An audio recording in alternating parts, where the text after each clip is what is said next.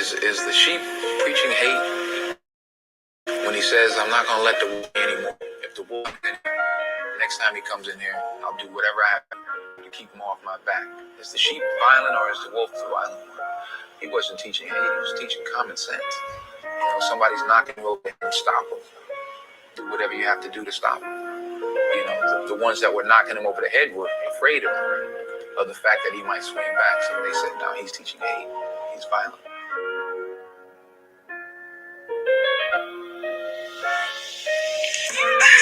Black skin, white mask. Already know that life gets hard. And they say that we're used to the harshness. If it wasn't for the pain, I'd laugh. Truth is, we knew about light before dark. Turned music to art and taught everyone to dance. There's still no chance. Freedom must be too much to ask. Bleeding from the ache in my heart. Sometimes I wish it was whites in the middle like France. No, I'm not racist, just jarred. Got hate before bush, not plants. They say we should leave it all in the past, but my brother's still dying on the end, so I can't. So if my attitude stinks, don't ask, cause a hashtag won't help you understand my stance. Fuck a melody. This is real rap if you ever see. Head hot, cause the system won't let me be. Tell me how I thrive in a place that don't cherish me. And they wonder why we all need therapy. Pre the energy. Just another nigga to Penelope. And they don't get it how we bottom of the barrel and still drip sauce on the world, no recipe. Weight of the world on my shoulders. All the pressures in life still tightly holding me. Pour libation for all of the fallen soldiers. But the pain still goes unspoken. They want us to stay broken. Never gonna fall, fuck folding. I see my people lost hope. Shit, don't you know we all been chosen. We are oppressed. We are exploited. We are downtrodden. We are denied not only civil rights, but even human rights. So the only way we're going to get some of this oppression and exploitation away from us or aside from us is come together against the common enemy. Forgive me if you don't understand. Sorry, I'm just misunderstood. Punished if I try to take a stand. Meanwhile, my friends dying in the hood. And you can say that we're killing ourselves, but the truth is they're killing us still. How you saying Black Lives Matter, but never took a moment to help? Just a trend that you post for yourself. And yeah, it takes a toll on my health, cause I want wealth like everyone else. But it's 10 times harder to me. And they wonder why my brothers put food on a scale. Yeah, when I die, I'll see heaven, that's real. Cause we already living in hell. Wish I could share all the pain I felt. Oh well, I guess I won't speak till my scars do heal. I just wanna be black with a mill. Yeah, that's for every time I had no meals. Cause my mother couldn't keep up the bills. With a handful of kids, no home, just a cell. And I don't care if conscious don't sell. Knowledge brings height to an elf. Went from sitting on thrones to a self. Been blessed, man, it wasn't by chance we fell. Weight of the world on my shoulders. All the pressures in life still tightly holding me. Pour libation for all of the fallen soldiers. But the pain still goes unspoken. They want us to stay broken. Never gonna fall, fuck folding. I see my people lost hope. Shit, don't you know we all been chosen.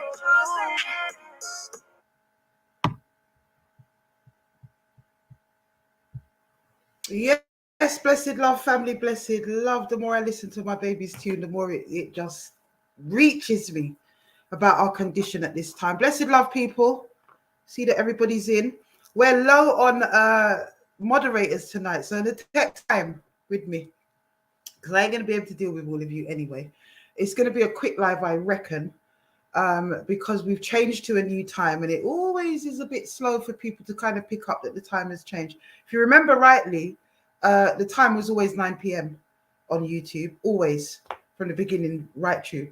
And then I think we might have switched at one point, maybe for a week, and gone back. But we have now gone back to the 9 o'clock slot. The only reason it turned to 10 o'clock is because I was working a particular distance from home at the time, and it was just more expedient for me to do that with Friday evening traffic and whatever. That situation has now changed. And yeah, we can go back to 9 o'clock, which means I can get an earlier night on a Friday, or maybe go out and do something. How are you, my people? I am well. I am challenged. I am well. Bless you, my people. We're going to explore this case of this girl, Eleanor Eleanor somebody.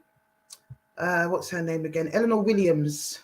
I'm going to look a little bit about that, but really I want to concentrate on Peter Bailey tonight. I really want to go back and let us have a conversation and revisit the things that he has done and why it is that he is still at large. You know, there's so many things that I could have spoken about this evening, so many things crowded up.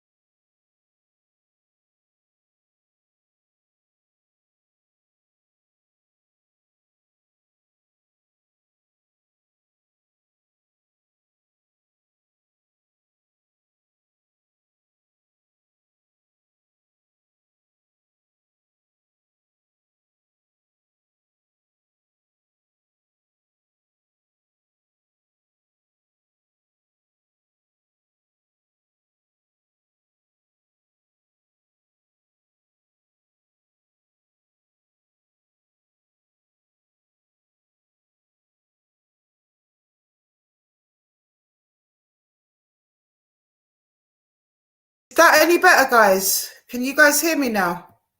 Is that any better? Put up a 1 if that's better. The internet's come back. This is what happens when you live in these flipping out of area places. Honestly.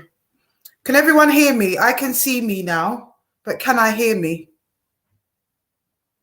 Just let me know. Put up a 1 in the chat. Moderators, let me know. Oh, okay, we're good. What was I even saying? I've lost my complete train of thought. Yeah. I was going to give up, actually, and just call it a day. But anyway, I wanted to talk quickly about Wayne Turner, actually. We touched on him last week. We've had some information come back at him. You know, we put a call out there. As I said, it's all alleged, and we want to kind of get to the bottom of it because there's just too many whisperings. Turned out that he's hopped off to Jamaica the day after the live. Now, that may well have been a pre-planned trip. It probably was. But it does kind of, you know, I just find it a little bit interesting. And that there's been actually no response from that individual whatsoever. So just wanted to make that. That was a kind of footnote. Just wanted to make a mental note of that, because I'm sure we are going to revisit that story at some point in the proceedings. You know, but Peter Bailey. You know, it was one of the, it was a big issue at the time, for those of you that may or may not remember. You know, it was a massive issue at the time. That's him. For those of you that don't remember or wasn't party to any of that, that's the individual that we're talking about. Looking a lot younger and better than he does now, I must add. But that's him. And his victim, of which there are many, we've now come to realize that there are many, including an attempted sexual assault on his own daughter, which was verified by the older daughter, who actually brought that to our attention, because we had no idea about any of those things. We just knew of his notoriety. We knew that he was a well-known name in the community. We knew that everybody held him in some sort of high esteem as far as the roads are concerned. And yeah, that's as much as we knew about him. We did not know, or it wasn't legend like it was with Vincent Ratt, that he was also a rapist in that regard. He was a bad man. He was known for doing terrible things in that realm. It wasn't until the sister who approached us, who has now sadly passed away, we held a minute silence for her last week, approached us and told us her story. And we were able to look into that and see the way that the police were moving, that we decided to air her story here. That caused a lot of backlash from people that knew him in the community, and also from a couple of YouTubers, or one YouTuber in particular. I think we all know who that is, for those of you that were watching. And if you're not, go way back in the lives and try to find it. I couldn't even tell you where to find it now, but it's there. And it was a big kerfuffle at the time. Anyway, months later, many months later, his daughter, older daughter, who wasn't kind of in the conversation at the time when things were first revealed, later came on to this live and really balanced and leveled up the story. So we heard nothing from the naysayers. They didn't even have the grace to rise to the sisters' requests to speak with them and for them to come on the live and actually apologize for their behavior and their defending of him. They just went quiet and went to ground, which is quite typical of people like that. So fast forward, I'm still in contact with the victim.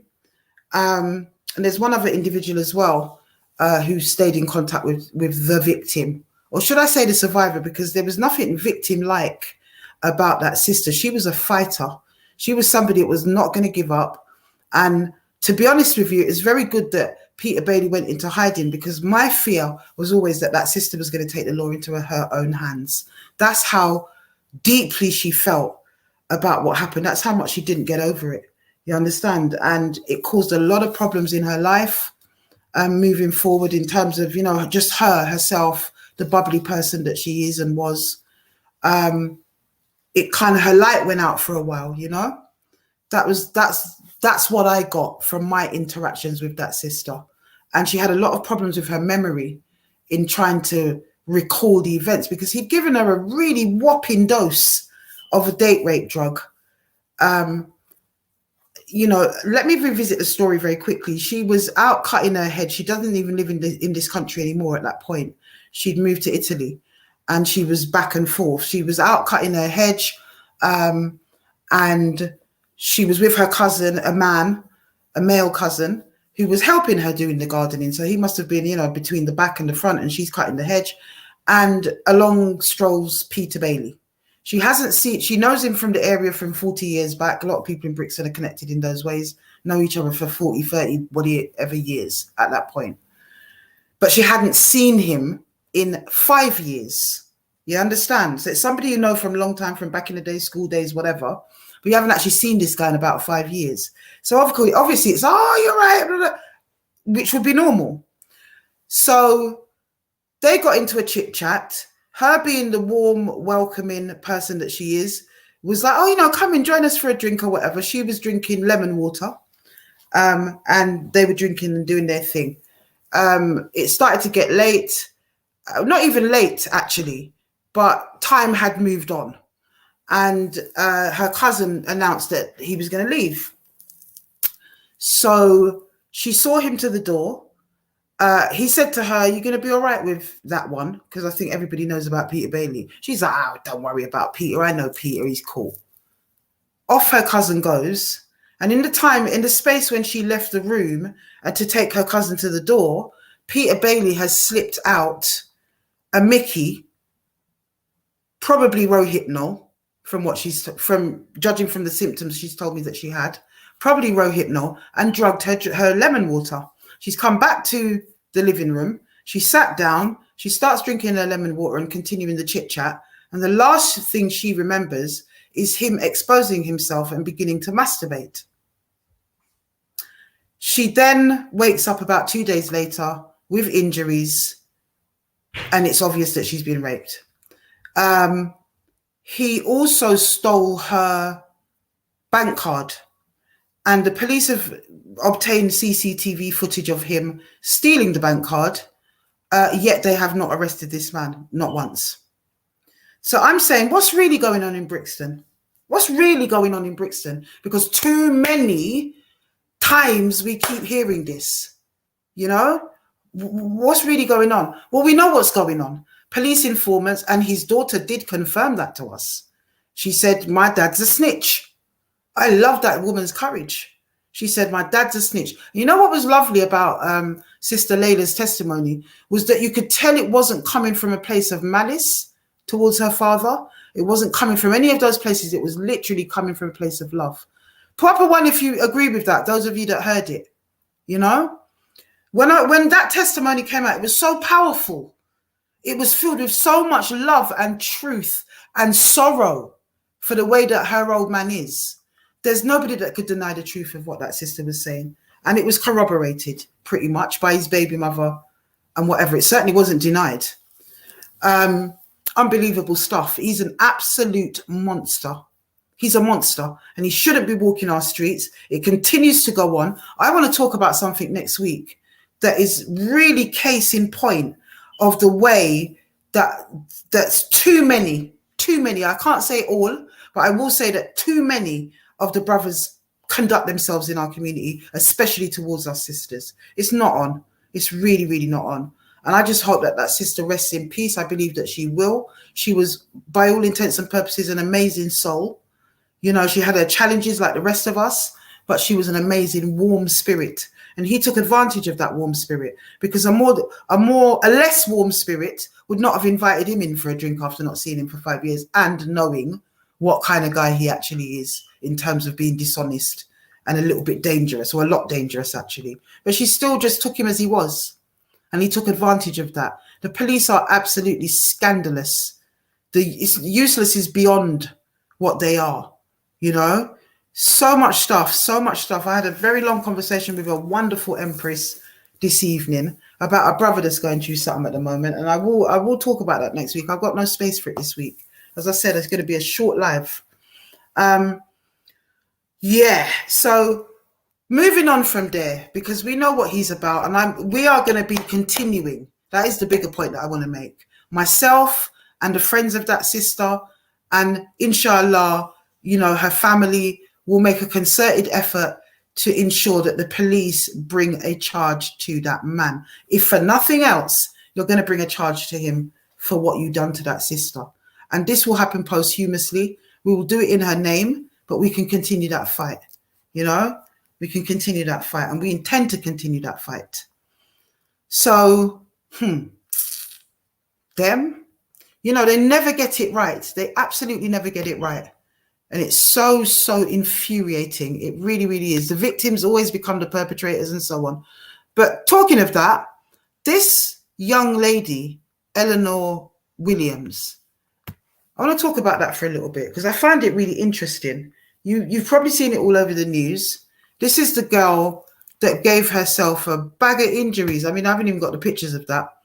She hit herself with a hammer, all manners of evil, in order to falsely accuse people that she said were in an Asian grooming gang, and all the rest of it. I'm sure you know the story. I know what you know. I have not looked into it. I was contacted by, I think, a friend of her family to say that there was more to the story than meets the eye. I like to hear that story. That's hopefully going to be arranged. If there is another side, but there are indications that there are another side to this story, not in the sense that she was right to do what she did, because clearly she wasn't.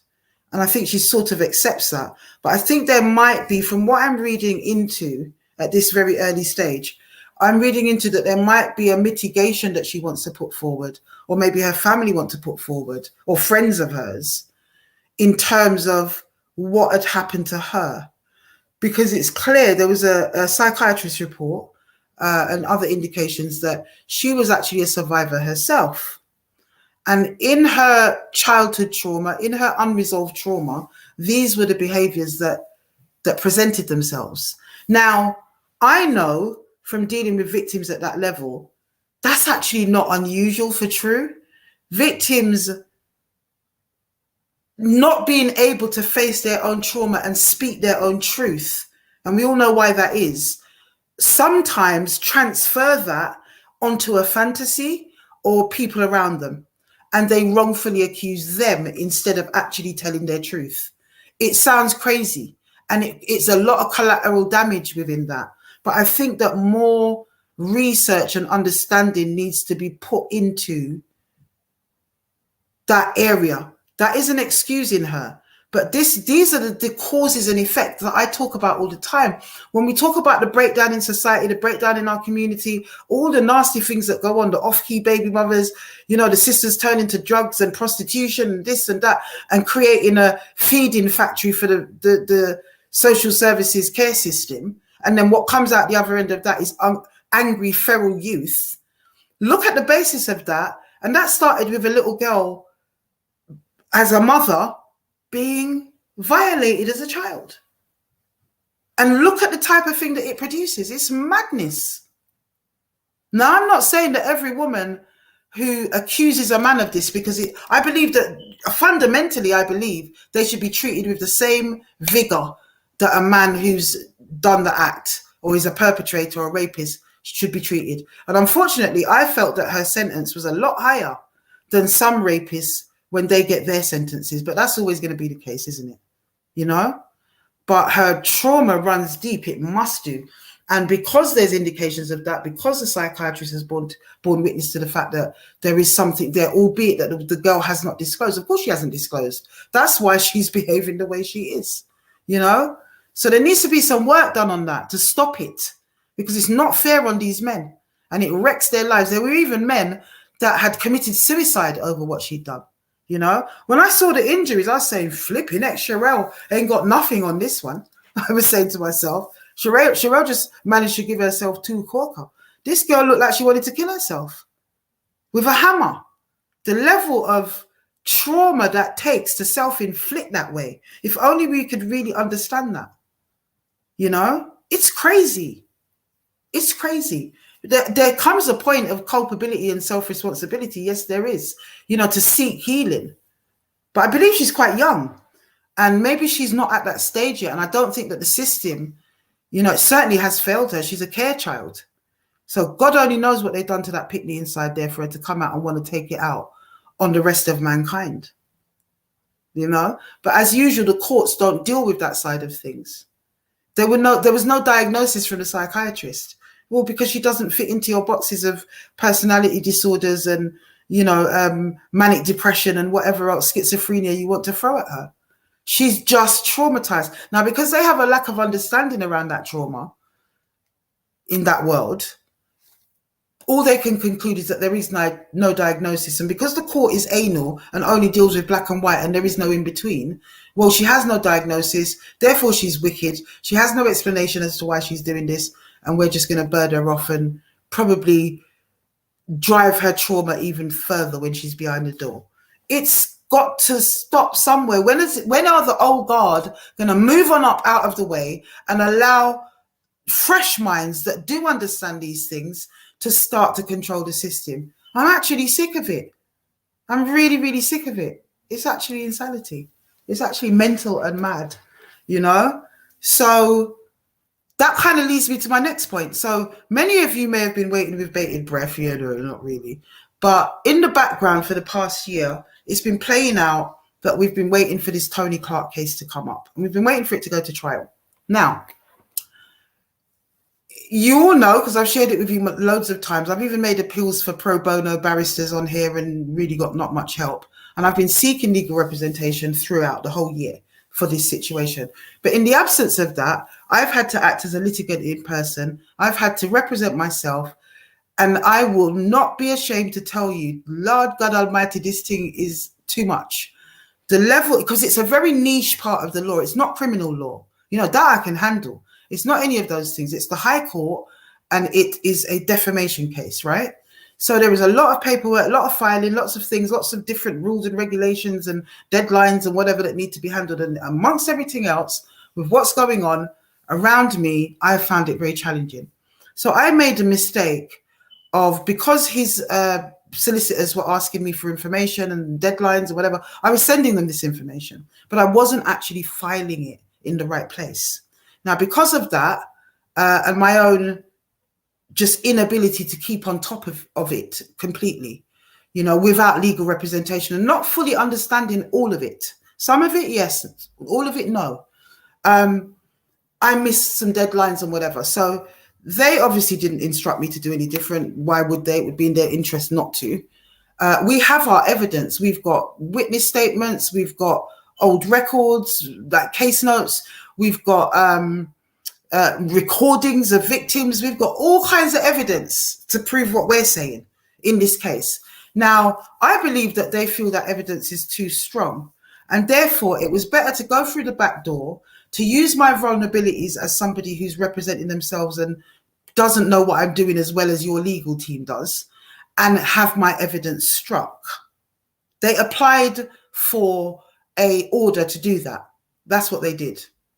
So the order says that I have to do that. And they actually then, the court and them, have now, they want me to pay for the order, unless they'll send bailiffs after me or whatever. That's what's going on. You see all you people that talk about doing shit for clout and whatever. I stand up for victims at the price of my own personal sanity, my own personal well-being, my own personal life. You understand? And the lives of my children. So anyway, I asked for that to be set aside, this order, because I felt it was unfair and I put all my reasons in front of it and whatever. And it was upheld by this judge person. In fact, it wasn't the same judge that made the order. I actually felt that judge was a little bit more lenient and he just dealt with, you know, black and white, what was in front of him.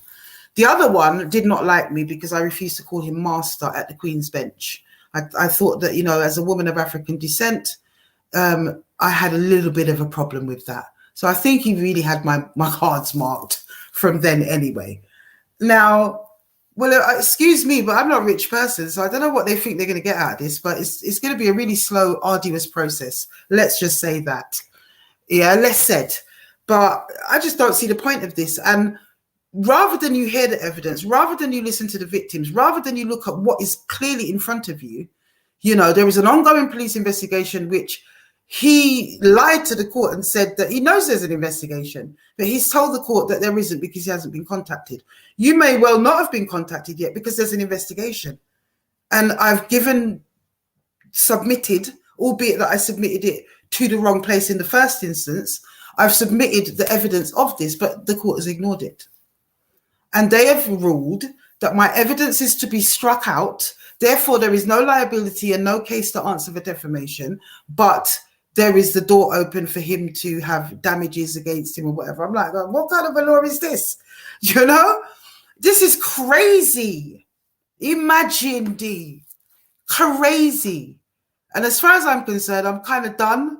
It is what it is. Do what you got to do at the end of the day. You know, you obviously love the Queen's Bench. Everyone knows where I stand on that matter. And I stand on principle. You understand me? And apparently this guy loves to go around creating litigations and trying to sue people for this and that and the devil knows what. But, you know, on this occasion, I think you're going to have to spend a whole lot more money to try to get what it is you think you want in the first place. And we will be trying to appeal. I will put it out there again. If anybody knows anybody in the legal field, preferably a barrister, who feels that they can take on a case that is within media law, please hit me up. You know the links at Afua Rose 69 on Instagram and all the rest of it. Glass cutter, no. If you go back in some of the lives, even last week's live, sis, you will see that no, they haven't yet, but they're still fighting. They haven't got their children back yet. So to me, the whole thing ties in. When it comes on to victims, when it comes on to actually getting justice, I don't want to hear anybody ask me what's happening with the cases. As if I'm the police and I'm the system and I'm the so-called master. The mother never raised no fool. Them brighty master at the Queen's Bench. Are you having a laugh? They don't know how much I'll die for that. So to me, you see all of this. Like one thing that these house Negroes have to understand, yeah, is that when it comes onto the ilk of the class that we come from, whatever house business you're bringing, it ain't going to land the way you think it's going to. It won't distress us or cause us to hide behind our pillows. Do you understand? We'll face it head on because that's the shit stim and that's what we do at the end of the day. And they can use this, do what they like. It don't, you know, they say what done spoil at evening can't come good a morning. We know what we know what we've seen, we know what we've submitted, and still the system bears out. But as I say, all is not lost. Let's see what happens after this. And let's see whether or not I even want to engage, because I just think it's a pile of rubbish at the end of the day. You didn't want to hear the evidence. The man couldn't prove defamation. There's an ongoing police investigation. There's too much evidence to say that what I was told would have led me to believe that this was something I needed to talk about in the public interest. It was an open and shut case. And you want to say that this whole thing is going to get squashed. He will try to claim a victory, no doubt, in whatever little covert WhatsApp group he's got going on these days. He will try to claim a victory, but this is not a victory. This is a backdoor deal because there was a technicality and the evidence against you was never heard. So as far as the community is concerned, it still stands. Everybody knows, and it's always been about that. When has the system ever been there for us to raise what we need to raise? You understand? And I know the little spies are sharing, because whenever you say certain names, the viewers go up real quick after we've mentioned it. And I go like, Yasa, people, honestly, unbelievable people. Who do they bloody well think they are? Double D, are you still in the chat? I want to bring you on, my brother. I'm going to put out the link because I want you to come and tell us quickly. I never had time to catch up with you. I never had time to catch up with you, brother, and I saw the messages late because I've had a lot on, as you can tell. But please jump on, bro, and tell us quickly Wagwan, because it doesn't sound too nice. And you know we always love to support our brothers. We love to support them. I'm going to talk about a brother next week that's, part of the sisterhood and the unfair treatment that I believe that he's receiving at the moment. I will definitely be talking about that next week because I don't know what it is, but there's a real Jezebel spirit rolling through the place like rolling calf at the moment. You know, we saw it with Sherelle pop up and this Donna Ebanks and this one and that one. And all of a sudden it's that. I've been saying to the team for a long time, we need to change his time is up to their time is up now, because there's too many of these crazy bitches out here that are letting the sistership down, that are letting the queendom down. And we're not going to have it as much as we're not having it off the mandem. Simple as, you understand? So I think we are going to change the logo to their time is up. Too many of them now. It really is. So jump on Double D if you're about it.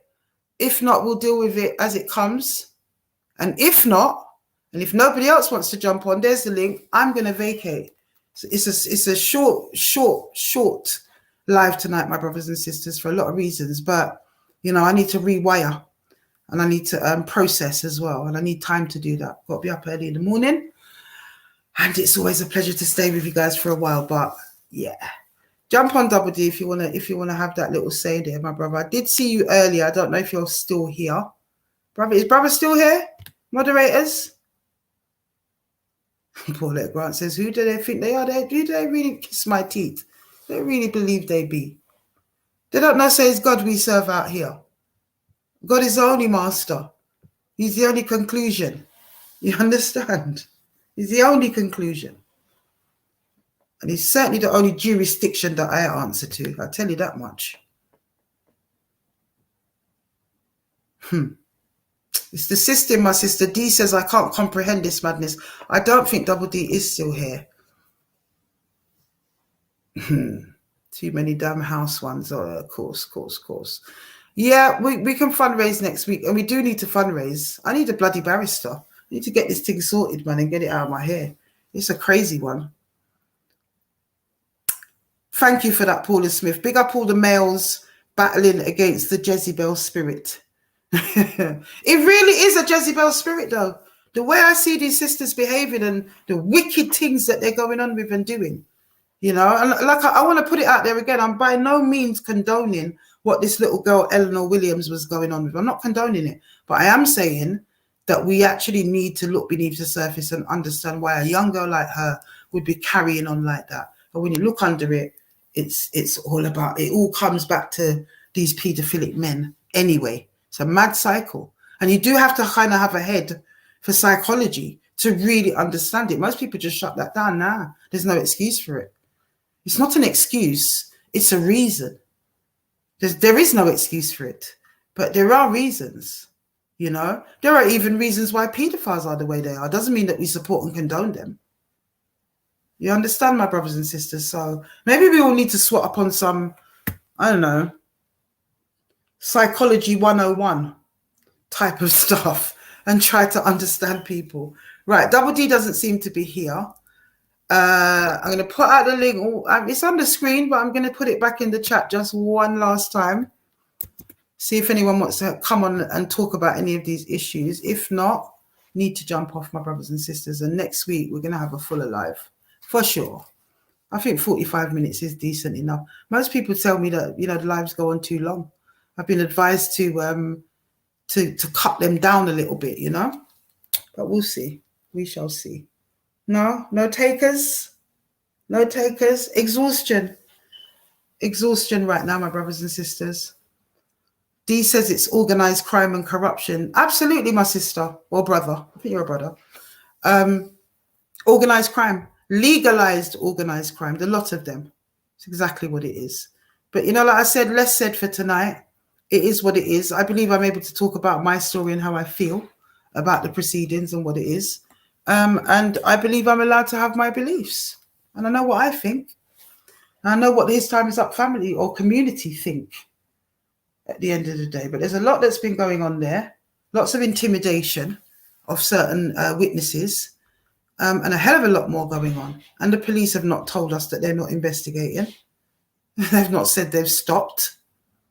You know, as I said, like I submitted a witness statement and that witness statement ended up on social media. The court haven't even addressed that. How do I submit a witness statement to his solicitors? It's a witness statement of me giving evidence to the police about what I was told because I was asked to, because victims had gone to them. And I was approached and I gave my statement and said what I had to say. And I submitted that as evidence that there is a police investigation going on. And somehow, you know, that witness statement ended up on a WhatsApp group. I brought it to the attention of the court. They've done absolutely nothing about it. Now, who do I indict with that? Do I suggest that the solicitors put it out there? Or do I suggest that the claimant himself put it out there? I mean, come on, do me a favor. But none of that matters because I didn't file papers on time. None of that matters. People turning up on his say-so at vulnerable women's houses. None of that matters. Intimidation of the witnesses. None of that matters because I did not file paperwork in time to the Queen's Bench, to Mercer. That's all I've got to say to the lot of you. You understand me? Don't try to evade the evidence. Don't try to evade the deal. You understand what I'm saying? Because at the end of the day, at the end of the day, that evidence was struck out and was not heard on a technicality that I didn't file a certain paperwork on time. You're not having a laugh. That's not justice. That's not having a case heard. That is not a win. You understand? That's a manipulation of the system. But it's all good. Let's see where it ends up, people. I'm going to bid you guys farewell. Yeah, man. Paula Smith says, big up Killer P, MC50, Double D. Somebody said Mega Man's in the chat. Big up Mega Man. All right, big up Mega Man as well. He's not in the chat. Yeah, big up all the brothers. You know, and I can think of a few more that have supported, continue to support, that show themselves to be stand-up alpha male brothers. And we continue to love and support them. Of course we do. Of course we do. And where would we be without them? We are black women. We are sisters. And our better and other half is the black man. And it's as simple as that. We love you. Yeah? Those of you that come correct and righteous. Those of you that don't, as you well know, you should have known that from your mother them time. We will rip you a new arse. And as simple as that. Simple as that, my brothers and sisters. Have a wonderful weekend, people. I'm going to see you guys next week where we will have full complement, all the mods back in the house. And we're going to be dealing with the current topics in our community and chopping it right up. Blessed love, my people. Blessed love, blessed love, blessed love. Have a good one next week. 9 o'clock. Remember, 9 o'clock is the new time. Remember that. We are back to 9 o'clock. No longer 10 o'clock for the live. Now 9 o'clock. So I'll see you guys. All right. Bless up.